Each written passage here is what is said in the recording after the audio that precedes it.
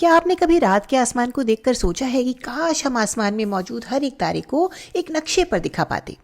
कई खगोल शास्त्री या स्काई वॉचर्स जिनका काम ही आकाश का अवलोकन करना है, बिल्कुल यही करते हैं। तो खगोल शास्त्रियों ने पूरे आसमान का नक्शा बनाने का एक तरीका निकाला है और उसे ही मूल रूप से खगोलीय गोला या सेलेस्टियल स्फीयर कहा जाता है। इस वीडियो के अधिकांश भाग में हम इसी बारे में बात करेंगे कि खगोलीय गोला क्या होता है, इसके अलग अलग हिस्से क्या हैं और हम आसमान में किसी विशेष तारे को कैसे ढूंढ सकते हैं या उसे कोई पता, कोई एड्रेस कैसे दे सकते हैं। तो खगोलीय गोले के बारे में जानने से पहले ये ज़रूरी है कि हम पहले समझें कि क्षितिज या होराइजन क्या होता है। तो क्षितिज वह रेखा है जहां ज़मीन और आसमान मिलते हैं, या यूं कहें कि मिलते हुए दिखाई देते हैं। इस रेखा को हम क्षितिज कहते हैं।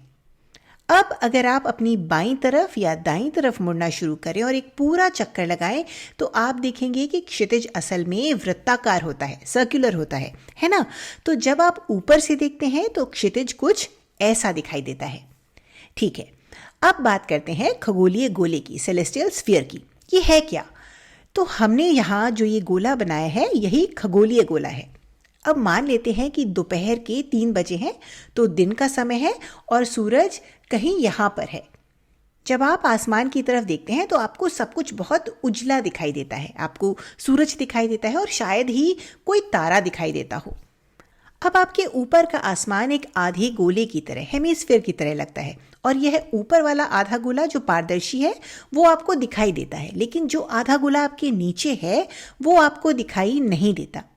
चलिए एक स्थिति और लेते हैं। मान लेते हैं कि रात का 1 बजा है, तो काफ़ी रात हो चुकी है। अब आप रात के आसमान में तारे देख सकते हैं। सूरज अब कहीं नीचे है और वो आपको दिखाई नहीं दे रहा है। तो अब जो हिस्सा आपको दिखाई दे रहा है उसमें आप तारे देखते हैं और सूरज उसके नीचे वाले आधे गोले में कहीं छिपा है जो आपको दिखाई नहीं दे रहा। तो खगोलीय गोले को, सेलेस्टियल स्फीयर को एक काल्पनिक गोले के रूप में परिभाषित किया जाता है। ये एक ऐसा काल्पनिक गोला है जिसमें तारे और दूसरे आकाशीय पिंड घूमते हैं। तो इस बेसिक जानकारी के साथ चलिए अब इस विषय की गहराई में चलते हैं, और ये थोड़ा सा टेक्निकल होने वाला है, तो कमर कस के तैयार हो जाइए। अब जिसके बारे में हम बात करने वाले हैं वो 2 बहुत ही इम्पॉर्टेंट बिंदु हैं। जब आप ठीक अपने सर के ऊपर देखते हैं, चाहे दिन हो या रात, जब आप ठीक अपने सर के ऊपर देखते हैं तो आपको जो पॉइंट दिखाई देता है, खगोलीय गोले पर उपस्थित इस पॉइंट को, इस बिंदु को शिरोबिंदु या जेनिथ कहा जाता है। तो जेनिथ वह बिंदु है जो देखने वाले के ठीक ऊपर होता है, और इस बिंदु के ठीक उल्टी तरफ, देखने वाले के ठीक नीचे, खगोलीय गोले पर एक और बिंदु होता है जिसे अधो बिंदु या नादिर कहते हैं। तो नादिर असल में वह पॉइंट है जो देखने वाले के ठीक नीचे होता है। अब इन सभी पॉइंट्स का, इन गोलों का या अर्धगोलों का मतलब क्या है, ये सब किस काम का है? तो असल में जब हम किसी विशेष तारे को ट्रैक करना चाहते हैं और उसकी जगह का पता लगाना चाहते हैं तो ये सब हमें किसी तारे, गैलेक्सी, ग्रह या आसमान के किसी भी पिंड को ढूंढने में मदद करता है। ठीक है, अब आप पूछ सकते हैं लेकिन ये करते कैसे हैं?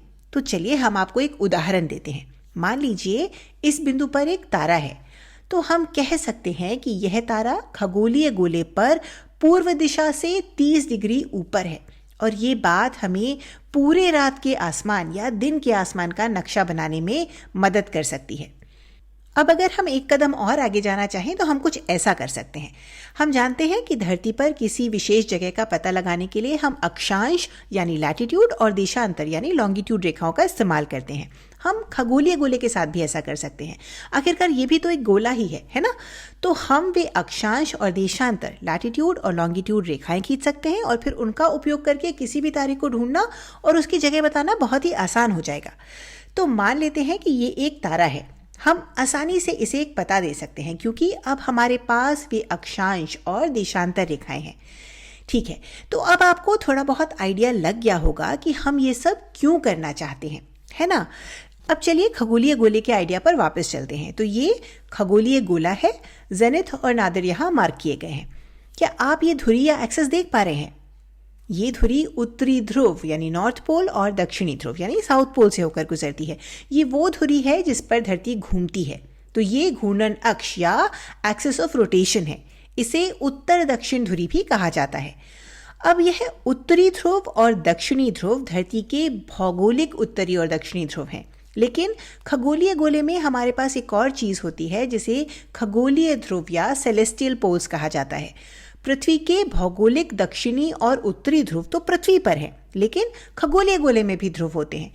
तो घूमने वाली यह धुरी, उत्तर दक्षिण धुरी, खगोलीय गोले को ऊपर की तरफ जहां काटती है उसे खगोलीय उत्तरी ध्रुव सेलेस्टियल नॉर्थ पोल कहते हैं, और जहां वह नीचे की तरफ खगोलीय गोले को काटती है उसे खगोलीय दक्षिणी ध्रुव सेलेस्टियल साउथ पोल कहते हैं।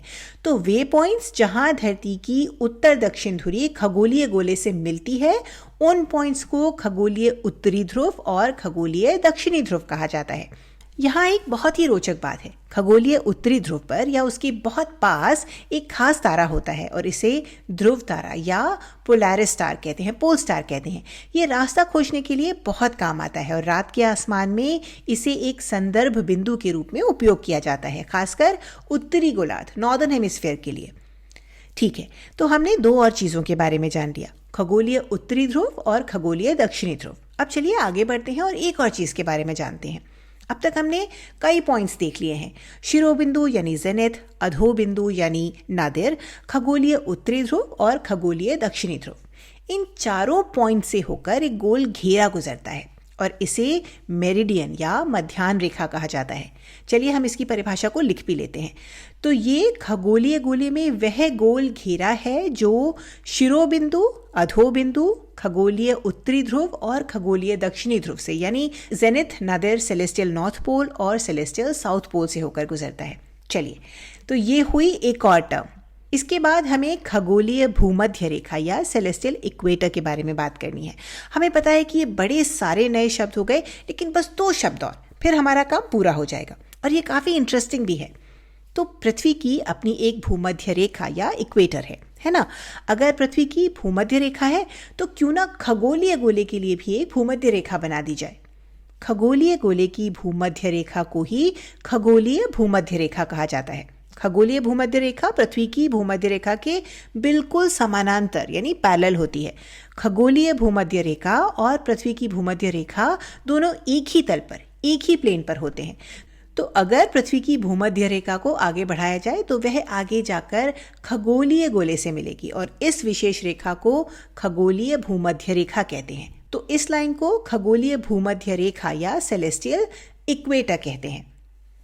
चलिए अब आते हैं अपने आखिरी शब्द पर, और वह है सूर्यपथ या एक्लिप्टिक। इसे क्रांति वृत्त भी कहते हैं।